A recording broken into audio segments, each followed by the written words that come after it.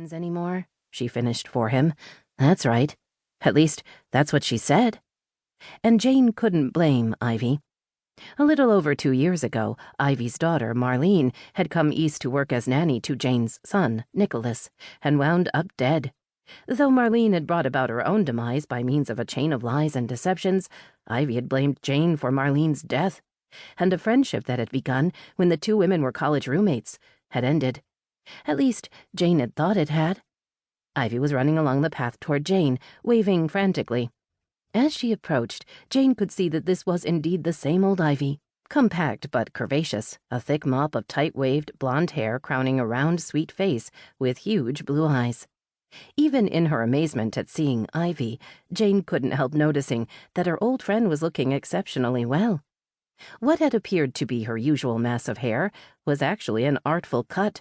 Her once untended brows appeared to have been professionally tamed, and the simple gold drop earrings and belted black cashmere coat were definitely several steps up from the old Kmart stuff that had once been her trademark. Ivy, quick-stepping toward Jane in her high heels, was crying, and Jane found herself crying too as she welcomed Ivy into her arms. "Ivy Benson," she said at last, drawing back. "What are you doing here?" Ivy wiped away her tears with a black-gloved hand. "I was worried you wouldn't want to see me again, after what I said to you after what I said.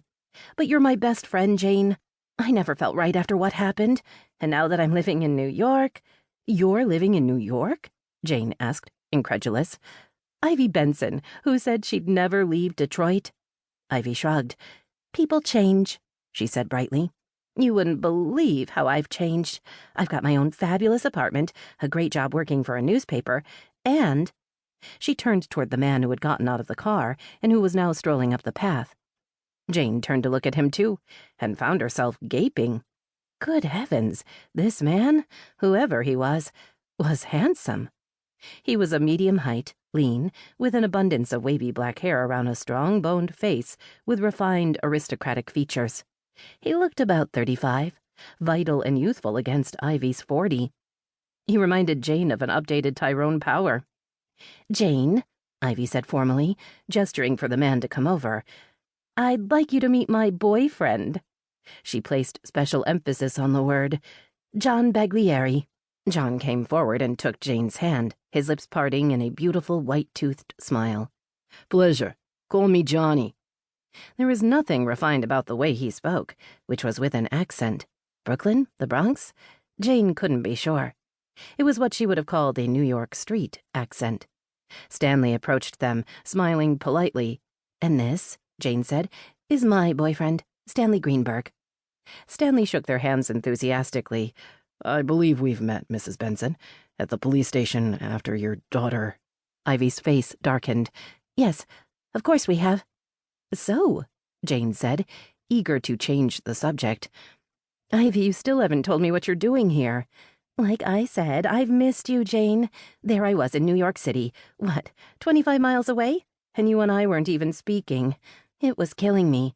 So I said to Johnny, hey, it's 4 days before Christmas. I've got the day off. Let's go see Jane. Surprise her. If she won't see me, I'll understand, but at least I'll have tried. So here we are. Johnny and I thought we'd take you to lunch."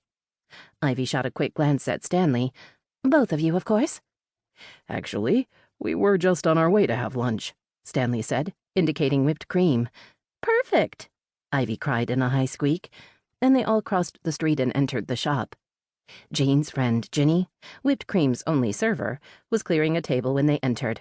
With a curious smile, she approached the small group, and Jane introduced Ivy and Johnny to her. Then they settled at a table near the cafe's great, crackling fireplace. "I can't believe it," Ivy said to herself as she perused her menu. "Here I am with my old friend Jane." She wiped a tear from her eye. "Can't believe it." Jane watched her old friend. Hair, brows, jewelry, and clothing notwithstanding, she hadn't changed. Not really. Though pretty, she still had a cheap edge to her, an indefinable flooziness.